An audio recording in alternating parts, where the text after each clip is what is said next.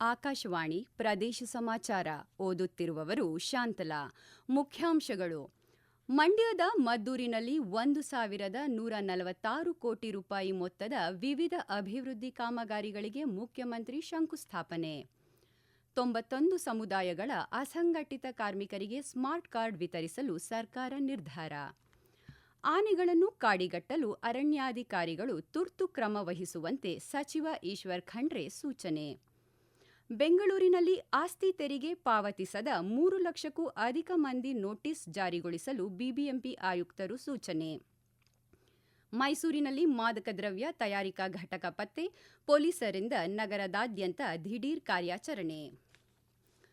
ಮುಖ್ಯಮಂತ್ರಿ ಸಿದ್ದರಾಮಯ್ಯ ಇಂದು ಮಂಡ್ಯ ಜಿಲ್ಲೆಯ ಮದ್ದೂರು ವಿಧಾನಸಭಾ ಕ್ಷೇತ್ರದಲ್ಲಿ 1,146 ಕೋಟಿ ರೂಪಾಯಿ ಮೊತ್ತದ ಅಭಿವೃದ್ಧಿ ಕಾಮಗಾರಿಗಳ ಶಂಕುಸ್ಥಾಪನೆ ಮತ್ತು ಉದ್ಘಾಟನೆ ನೆರವೇರಿಸಿದರು. ಬಳಿಕ ಅವರು ವಿವಿಧ ಯೋಜನೆಗಳ ಫಲಾನುಭವಿಗಳಿಗೆ ಆದೇಶ ಪತ್ರ ವಿತರಿಸಿದರು. ಬಳಿಕ ಮಾತನಾಡಿದ ಮುಖ್ಯಮಂತ್ರಿ ಸಿದ್ದರಾಮಯ್ಯ, ಮೈಸೂರಿನಿಂದ ಬೇರ್ಪಟ್ಟ ಮಂಡ್ಯ ಜಿಲ್ಲೆ ಇದೀಗ ಶಿಕ್ಷಣ, ರಾಜಕೀಯ, ಸಾಹಿತ್ಯದ ಮೂಲಕ ಬೆಳವಣಿಗೆ ಕಂಡಿದ್ದು ಅಪರೂಪದ ವೈಶಿಷ್ಟ್ಯಪೂರ್ಣ ಜಿಲ್ಲೆ ಎಂದು ಬಣ್ಣಿಸಿದರು. ಈ ಸಂದರ್ಭದಲ್ಲಿ ಉಪಮುಖ್ಯಮಂತ್ರಿ ಡಿಕೆ ಶಿವಕುಮಾರ್, ಜಿಲ್ಲಾ ಉಸ್ತುವಾರಿ ಸಚಿವ ಚಲುವರಾಯಸ್ವಾಮಿ, ಸಚಿವರುಗಳಾದ ಎಚ್.ಸಿ. ಮಹದೇವಪ್ಪ, ವೆಂಕಟೇಶ್, ಕೃಷ್ಣ ಬೈರೇಗೌಡ, ದಿನೇಶ್ ಗುಂಡೂರಾವ್, ರಹೀಂ ಖಾನ್ ಸೇರಿದಂತೆ ಹಲವಾರು ಭಾಗವಹಿಸಿದ್ದರು.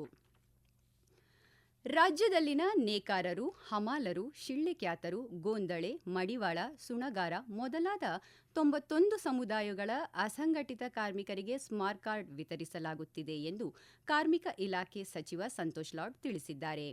ಬೆಳಗಾವಿಯಲ್ಲಿ ಸುದ್ದಿಗಾರರೊಂದಿಗೆ ಮಾತನಾಡಿದ ಅವರು, ಒಟ್ಟು 56 ಲಕ್ಷ ಕಾರ್ಮಿಕರ ಗುರುತಿನ ಚೀಟಿಗಳಲ್ಲಿ ಸುಮಾರು 20 ಲಕ್ಷ ಅನಧಿಕೃತ ಚೀಟಿಗಳೆಂದು ಗುರುತಿಸಿ ನಿಷೇಧಿಸಲಾಗಿದೆ.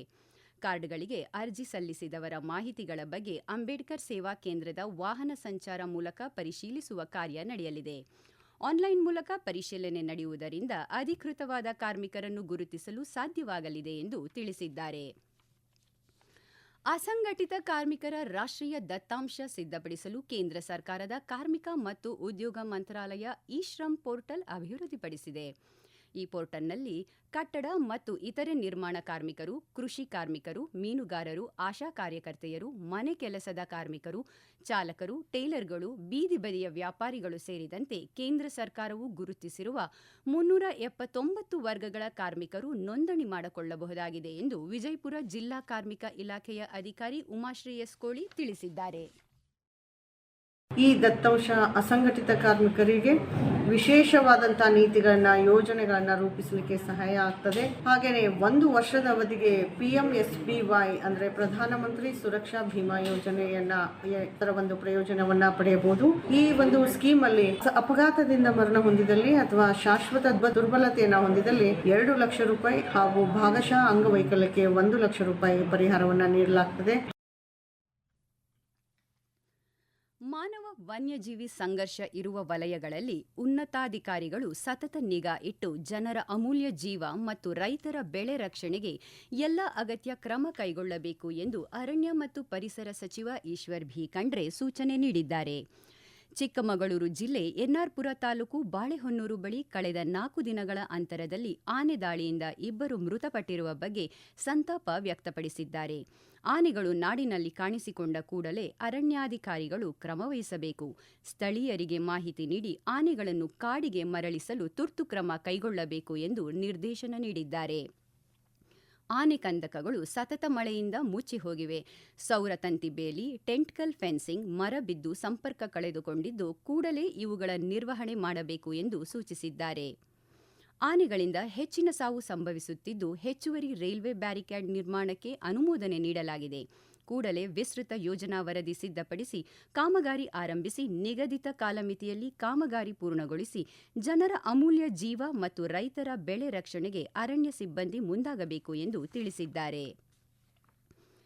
ಬಿಬಿಎಂಪಿ ವ್ಯಾಪ್ತಿಯಲ್ಲಿ ಬಾಕಿ ಆಸ್ತಿ ತೆರಿಗೆ ಪಾವತಿಸದ ಸುಮಾರು 3,75,000 ಸುಸ್ತಿದಾರರಿಗೆ ನೋಟಿಸ್ ಜಾರಿ ಮಾಡಿ ಬಾಕಿ ತೆರಿಗೆ ವಸೂಲಿ ಮಾಡಲು ಬಿಬಿಎಂಪಿ ಮುಖ್ಯ ಆಯುಕ್ತ ಮಹೇಶ್ವರ ರಾವ್ ಅಧಿಕಾರಿಗಳಿಗೆ ಸೂಚನೆ ನೀಡಿದ್ದಾರೆ. ಬಿಬಿಎಂಪಿ ವ್ಯಾಪ್ತಿಯಲ್ಲಿ ವಿವಿಧ ವಿಷಯಗಳಿಗೆ ಸಂಬಂಧಿಸಿದಂತೆ ಸಭೆ ನಡೆಸಿ ಮಾತನಾಡಿದ ಅವರು ನಗರದಲ್ಲಿ ಪರಿಣಾಮಕಾರಿಯಾಗಿ ಆಸ್ತಿ ತೆರಿಗೆ ಸಂಗ್ರಹಿಸಲು ಅಧಿಕಾರಿಗಳಿಗೆ ನಿರ್ದೇಶನ ನೀಡಿದ್ದಾರೆ. 3,75,000 ಸುಸ್ತಿದಾರರು ಸುಮಾರು 700ರಿಂದ 800 ಕೋಟಿ ರೂಪಾಯಿ ಪಾಲಿಕೆ ಬಾಕಿ ಆಸ್ತಿ ತೆರಿಗೆ ಪಾವತಿಸಬೇಕಿದ್ದು, ಈ ನಿಟ್ಟಿನಲ್ಲಿ ಎಸ್ಎಂಎಸ್ ಹಾಗೂ ಇಮೇಲ್ ಮೂಲಕ ನೋಟಿಸ್ ಜಾರಿ ಮಾಡಲಾಗುವುದು ಎಂದು ತಿಳಿಸಿದ್ದಾರೆ. ಪ್ರದೇಶ ಸಮಾಚಾರ ಕೇಳುತ್ತಿದ್ದೀರಿ.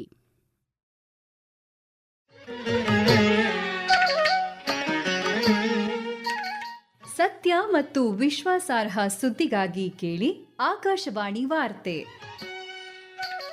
ಪ್ರತಿದಿನ ನಿಮಗಾಗಿ 7 ಕನ್ನಡ ವಾರ್ತಾ ಸಂಚಿಕೆಗಳನ್ನು ಪ್ರಸಾರ ಮಾಡುತ್ತೇವೆ.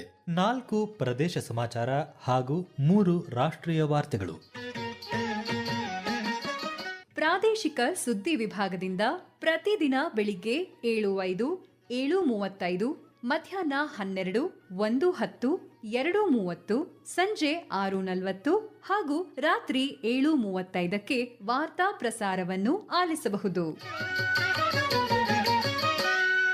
ಈ ವಾರ್ತೆಗಳನ್ನು ಮೊಬೈಲ್ನಲ್ಲಿ ನಿಮ್ಮ ಬಿಡುವಿನ ಸಮಯದಲ್ಲಿ ಆಲಿಸಲು news on air app download ಮಾಡಿ. ಈ ಆಪ್ ಮೂಲಕ ಕನ್ನಡ ಮಾತ್ರವಲ್ಲದೆ ವಿವಿಧ ರಾಜ್ಯಗಳ ಸುದ್ದಿ ಸಮಾಚಾರವನ್ನು ಸಹ ಕೇಳಬಹುದು. ನೈಜ ನಿಖರ ಸುದ್ದಿಗಳಿಗಾಗಿ ರೇಡಿಯೋ ಆನ್ ಮಾಡಿ ಅಥವಾ news on air app download ಮಾಡಿ.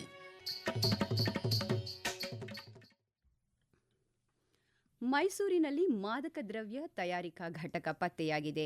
ಈ ಹಿನ್ನೆಲೆಯಲ್ಲಿ ಪ್ರಕರಣವನ್ನು ಗಂಭೀರವಾಗಿ ಪರಿಗಣಿಸಿದ ಮೈಸೂರು ಪೊಲೀಸರು ನಗರದಾದ್ಯಂತ ದಿಢೀರ್ ಕಾರ್ಯಾಚರಣೆ ನಡೆಸಿ ತಪಾಸಣೆ ಕೈಗೊಂಡಿದ್ದಾರೆ.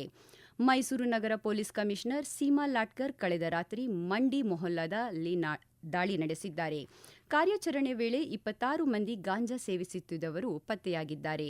ಓರ್ವ ಮಾದಕ ದ್ರವ್ಯ ಮಾರಾಟಗಾರರನ್ನು ಪೊಲೀಸರು ವಶಕ್ಕೆ ಪಡೆದಿದ್ದಾರೆ. ಹಾಸ್ಟೆಲ್ಗಳು ಸೇರಿದಂತೆ ಹಲವು ಕಡೆ ಪೊಲೀಸರು ತಪಾಸಣೆ ನಡೆಸಿದ್ದು, ಈ ಹಿಂದೆ ಗಾಂಜಾ ಮಾರಾಟ ಮಾಡುತ್ತಿದ್ದ 35 ಜನರನ್ನು ವಿಚಾರಣೆಗೊಳಪಡಿಸಿದ್ದಾರೆ. ರಾಜ್ಯದ ವಿವಿಧೆಡೆ ಮಳೆಯಾಗುತ್ತಿದ್ದು, ನದಿಗಳು ತುಂಬಿ ಹರಿಯುತ್ತಿವೆ. ಬಹುತೇಕ ಜಲಾಶಯಗಳು ಭರ್ತಿಯಾಗಿವೆ. ಮಡಿಕೇರಿ ಸೇರಿದಂತೆ ಕೊಡಗು ಜಿಲ್ಲೆಯಲ್ಲಿ ವರುಣನ ಆರ್ಭಟ ಇಂದು ಕೂಡ ಮುಂದುವರೆದಿದೆ. ಗಾಳಿ ಸಹಿತ ಧಾರಾಕಾರ ಮಳೆಯಾಗುತ್ತಿದ್ದು, ಅನೇಕ ಕಡೆ ಶಿಥಿಲಾವಸ್ಥೆಯಲ್ಲಿದ್ದ ಮನೆಗಳು ಬಿದ್ದಿವೆ. ಹಲವು ಗ್ರಾಮಗಳಿಗೆ ವಿದ್ಯುತ್ ಸಂಪರ್ಕ ವ್ಯತ್ಯಯವಾಗಿದೆ. ಮಳೆ, ಬಿರುಗಾಳಿ ಹಿನ್ನೆಲೆಯಲ್ಲಿ ಇಂದು ಕೂಡ ಜಿಲ್ಲೆಯ ಶಿಕ್ಷಣ ಸಂಸ್ಥೆಗಳಿಗೆ ಜಿಲ್ಲಾಡಳಿತ ರಜೆ ನೀಡಿದೆ. ದಾವಣಗೆರೆ ಜಿಲ್ಲೆಯ ಮೂಲಕ ಹಾದು ಹೋಗಿರುವ ತುಂಗಭದ್ರಾ ನದಿ ಪಾತ್ರದಲ್ಲಿ ಪ್ರವಾಹದ ಭೀತಿ ಉಂಟಾಗಿದ್ದು, ಈ ಹಿನ್ನೆಲೆಯಲ್ಲಿ ಹೊನ್ನಾವಳಿಯಲ್ಲಿ ಕಾಳಜಿ ಕೇಂದ್ರ ತೆರೆಯಲಾಗಿದೆ ಎಂದು ಜಿಲ್ಲಾಧಿಕಾರಿ ಡಾ ಜಿಎಂ ಗಂಗಾಧರಸ್ವಾಮಿ ಹೇಳಿದ್ದಾರೆ. ಕಾವೇರಿ ಜಲಾನಯನ ಪ್ರದೇಶದಲ್ಲಿ ನಿರಂತರ ಮಳೆಯಾಗುತ್ತಿರುವ ಹಿನ್ನೆಲೆಯಲ್ಲಿ ಮಂಡ್ಯ ಜಿಲ್ಲೆಯ ಶ್ರೀರಂಗಪಟ್ಟಣ ತಾಲೂಕಿನ ಕೃಷ್ಣರಾಜಸಾಗರ ಅಣೆಕಟ್ಟಿಗೆ ಹೆಚ್ಚಿನ ನೀರು ಹರಿದು ಬರುತ್ತಿದ್ದು, ಈ ವರ್ಷದಲ್ಲಿ 2ನೇ ಬಾರಿಗೆ ಭರ್ತಿಯಾಗಿದೆ. ಪ್ರಧಾನಿ ನರೇಂದ್ರ ಮೋದಿ ದೇಶವನ್ನು ಉದ್ದೇಶಿಸಿ ಮಾತನಾಡಿದ ಮನ್ ಕಿ ಬಾತ್ ಕಾರ್ಯಕ್ರಮದಲ್ಲಿ ಮಂಗಳೂರಿನಲ್ಲಿ ನಡೆಯುತ್ತಿರುವ ತ್ಯಾಜ್ಯ ನಿರ್ವಹಣೆ ಬಗ್ಗೆ ಪ್ರಸ್ತಾಪಿಸಿ ಶ್ಲಾಘನೆ ವ್ಯಕ್ತಪಡಿಸಿದ್ದಾರೆ. ಮಂಗಳೂರಿನಲ್ಲಿ ಅತ್ಯಾಧುನಿಕ ರೀತಿಯ ನಡೆಯುವ ತ್ಯಾಜ್ಯ ನಿರ್ವಹಣೆಯನ್ನು ಮಾದರಿ ಎಂಬರ್ಥದಲ್ಲಿ ಪ್ರಸ್ತಾಪಿಸಿದ್ದಾರೆ. ಇದು ಜಿಲ್ಲೆಗೆ ಹೆಮ್ಮೆಯ ವಿಷಯ ಎಂದು ಮಂಗಳೂರು ನಗರದಲ್ಲಿ ತ್ಯಾಜ್ಯ ನಿರ್ವಹಣೆ ಮಾಡುತ್ತಿರುವ ಮಂಗಳ ರಿಸೋರ್ಸ್ ಮ್ಯಾನೇಜ್ಮೆಂಟ್ ಪ್ರೈವೇಟ್ ಲಿಮಿಟೆಡ್ ಅಧ್ಯಕ್ಷ ದಿಲ್ರಾಜ್ ಆಳ್ವ ಸಂತಸ ವ್ಯಕ್ತಪಡಿಸಿದ್ದಾರೆ.